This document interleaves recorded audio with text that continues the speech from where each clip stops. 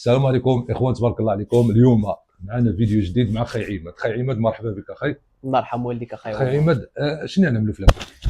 دابا انا اخي عمر جيت الخاوه قصدتك ديريك وما جينا عندك تايق فيك ربي تشعر خاوه تكلفتينا تما اخي عمر. كنشكروك على الثقه ديالك السي الله عماد، يرحم والديك. وكنتمنى ان شاء الله نكونوا عند حسن الظن ديالك.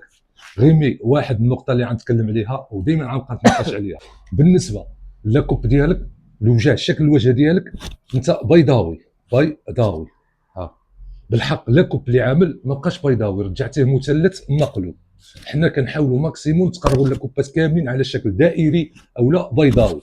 فاليوم ان شاء الله غادي نبدلوا لك واحد ستيل، واحد لاكوب، وكنتمنى نكونوا عند حسن الظن ديالك اخي عماد ان شاء الله. توكل على الله. توكل على الله بسم اخي عمر. الله. سي عماد، مستعد تشوف النتيجه النهائيه؟ مستعد اخي. على بركه الله. على واحد جوج، هانا ستيل جديد. لا. فرق كبير اخي عمر صراحه. اي والله الله سهل يعطيك اخي عماد، الصحه. وكنتمنى تبارك هذا اللوك الله يعجبك.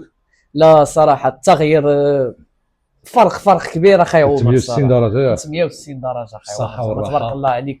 شي كلمه الدراري اللي كتشوفك في الفيديو؟ شوف كنصحكم صراحة السيد هذا راه فنان وماشي حلق، راه فنان في الحلاقات السيد هذا، وتبارك الله عليك اخي عمر. الله يكبر بك، وشكرا يا على الكلام الطيب الله اخي يرحم عماد. والديك اخي عمر. تبارك الله عليك. والاخوان تسناونا في فيديو جديد مع الشكل الوجه جديد. تهلا.